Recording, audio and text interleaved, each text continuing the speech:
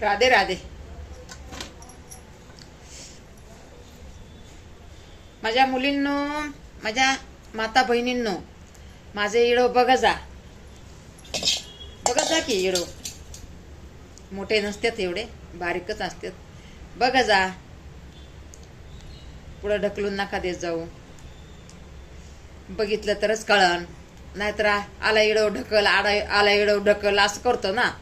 पण मी तर तसं नाही बघा करत. मी नाही का, मी बघते इडो. आपण नाही बघणार तर मग कोण बघणार हो? आपणच बघायला पाहिजे ना सगळ्यांचे इडो, हे का नाही? आपल्या माता बहिणींचे, भावांचे, आपल्या आईचे. आजकाल सगळे इडो काढायला लागलेत ना. तर बघा, ही साफ करायला लागले. आपल्याला चटणी बनवायची आहे म्हणून साफ करते. म्हणलं अशी ठेवली ना मग काहीच नाही होणार, म्हणून मी चटणी बनवते. बघा, याची हिरवी मिरची आहे तिकडं, नाही आणली. यादच राहत नाही तर काय करायचं? याद राहिली तर माणसाचं सगळं आहे ना, आहे का नाही? यादच राहत नाही हो मला. काय करू बाई, मला यादच राहत नाही. इसरफोळ्यापणा होतो निसता.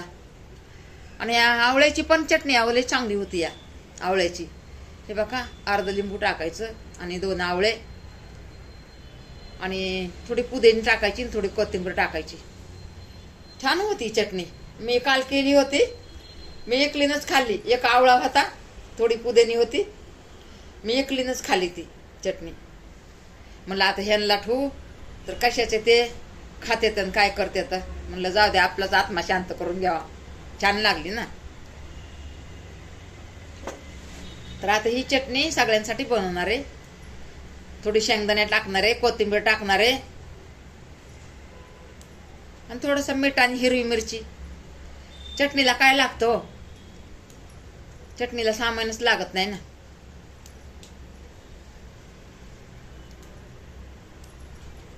चला ठेवते आता. दुसरं काहीतरी सांगायचं होतं, मी विसरून गेले. त्यापेक्षा आता ठेवूनच देते. आता काय करणार, नाही का? याद राहत नाही हो, याद राहत नाही. काय करायचं? आताच मला याद आली आणि हे बघा लगे याद गेली पण माझी याद. असंच होते हो, इसरफोळेपणा होते मला. आता तुम्ही म्हणलात ना काल काय बोलली होती, ते पण मला याद राहणार नाही. असंच होतंय मला. काय करून काय नाही. आता कधी आमची आजी आम्हाला सांगायची कहाणी, आता ती याद मला आता कधी कधी येते.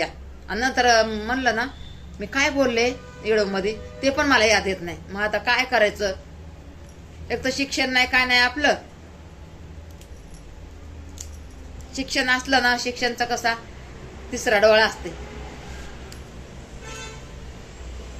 एवढे आवळे महाग ना, 50 रुपयाचे. आहे बघा, एवढे 10-12 आवळे. हे बघा, ह्याच्यात आहेत अजून, आहेत इकडं, आहेत. ह्याच्या खाली येतं, पुदिनीच्या खाली येतं. चला, नमस्कार सगळ्यांना.